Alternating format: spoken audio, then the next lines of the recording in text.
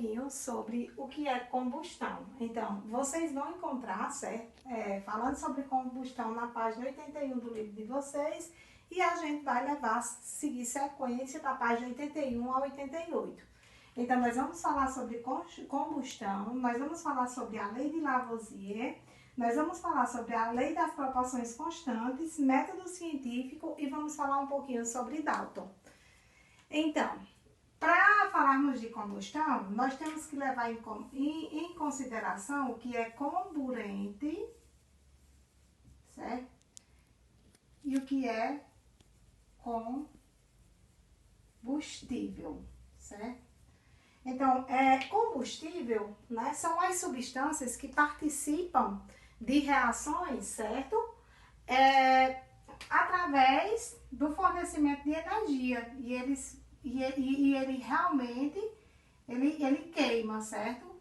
As substâncias combustíveis, como exemplo, nós temos gasolina, nós temos papel e álcool, certo? E nós também temos o comburente, certo? No caso, o oxigênio, que é a substância que vai reagir com a gasolina, por exemplo. A gasolina.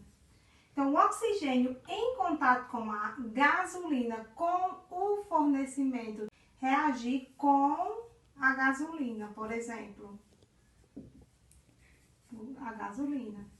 Então, o oxigênio em contato com a gasolina, com o fornecimento de energia, certo? Que eu simbolizei aqui pela letra I, vai ocasionar o quê? A queima. Quando acontece a queima, indica que aconteceu a combustão, certo? E aí, aqui nós vamos ter o produto final, certo? Tudo isso eu estou falando de combustão, certo?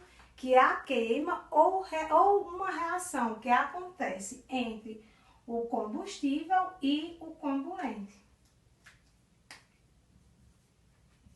Reação que acontece entre o combustível e o comburente,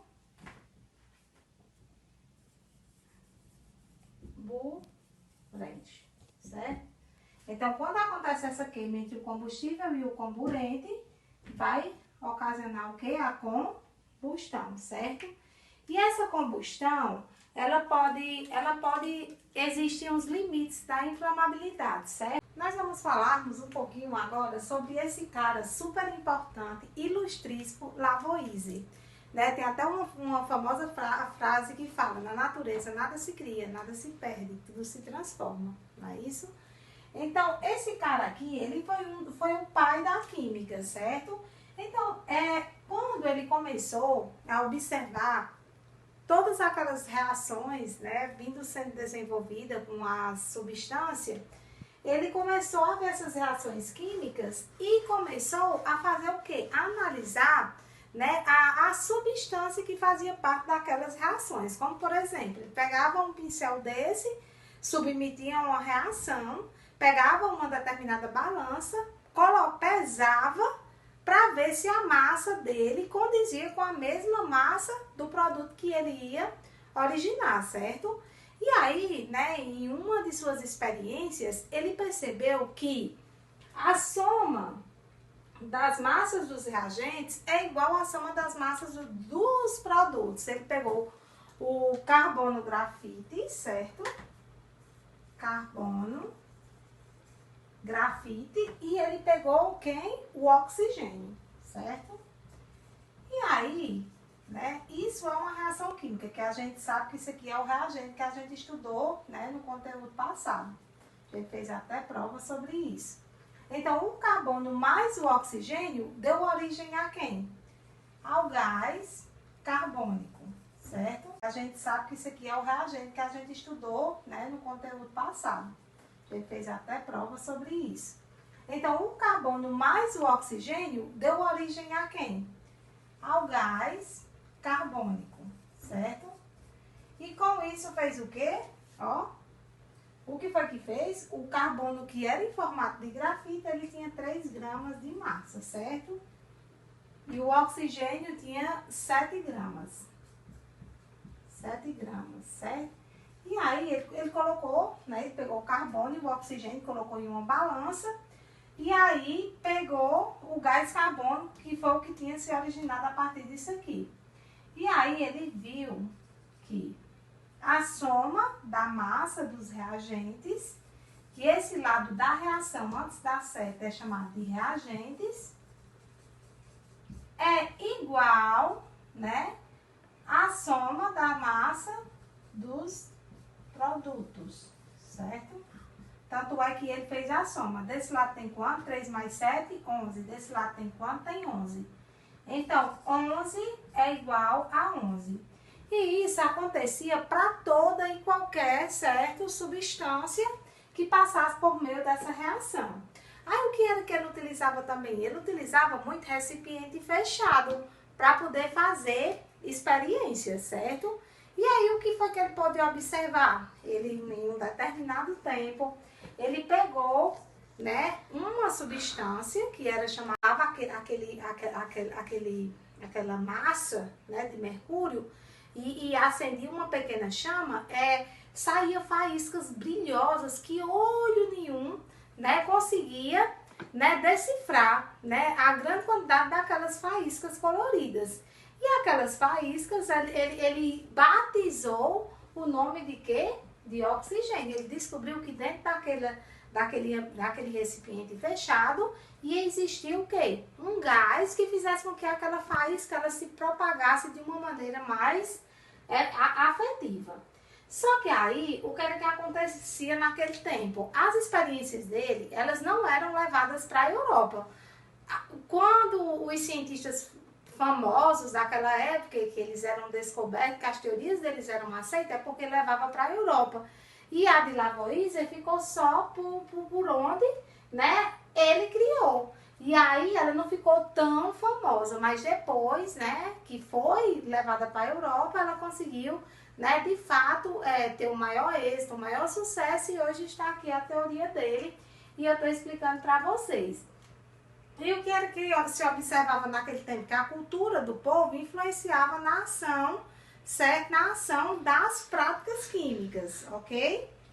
E aqui, quando ele descobriu o oxigênio, certo? Ele percebeu que era como se fosse uma espécie de algo que não dava para ser observado, certo? Apenas ele as proporções constantes. Quando eu falo em proporção, eu estou falando em quê? Em divisão, certo? Então, o que é que acontece? Essa lei, ela vai me dizer que em uma reação química, a massa, tanto dos reagentes como dos produtos, elas vão ser invariáveis, ou seja, elas vão ser fixas. Por exemplo, eu tenho gás hidrogênio e gás oxigênio, por exemplo. Gás hidrogênio mais gás oxigênio, certo? Eu tenho um gás hidrogênio mais gás oxigênio e eu tenho aqui água. Então, a água, ela vai formar, né, ela vai sofrer uma reação de análise e decomposição e vai formar gás hidrogênio e gás oxigênio, certo? Como vocês estão vendo aqui. Em quaisquer das reações químicas que acontecem, ela sempre vai estar na mesma proporção. Então, ao todo aqui, eu tenho o quê? 9, certo? Aqui eu tenho o quê? 9, certo? Então, aqui, como vocês podem estar vendo, é a mesma massa que eu expliquei para vocês, como também a proporção é de 1 sobre 8, certo? Porque quando eu pego a massa do reagente e divido pela massa, do produto, sempre vai dar a mesma proporção, que é a proporção de 1/8, certo? Aí, se ela não for fixa, certo? Se eu pegar diferentes tipos de massas e ela não der fixa, 1/8, 1/8, 1/8, então isso significa que ela não é uma substância, certo? Ela não vai ser uma substância, ela vai ser uma mistura. Se ela for igual, na mesma proporção, ela sempre vai ser uma substância, ok? E nós vamos falar um pouquinho do método científico. O método científico nada mais é do que diferentes processos para se chegar em uma determinada teoria. Então, a ciência ela é construída a partir de etapas, certo? Deixa eu colocar aqui para vocês para ficar melhor.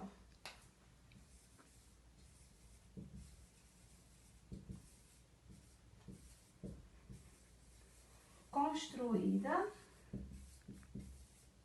por etapas, certo? E que etapas são essas?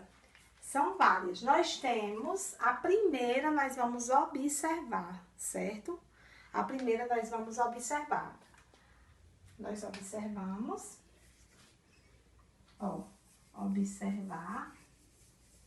Nós vamos experimentar. E as etapas que Lavoisier passou para desenvolver as suas teorias, certo? E por último, nós vamos falar um pouquinho de Dalton. Quem foi Dalton? Lembra do átomo, né? O átomo é uma esfera maciça, indivisível e indestrutível, certo? E aí, Dalton, ele não fez o que Demócrito e Leucipo, eles disseram há milhares e milhares de anos. Disseram que o átomo, ele era indestrutível, certo? E aí, Dalton, ele chegou à teoria de quê? Ele disse que o quê? Demócrito e Leucipo diziam que o átomo era indivisível. Já Dalton, na sua teoria, dizia o quê?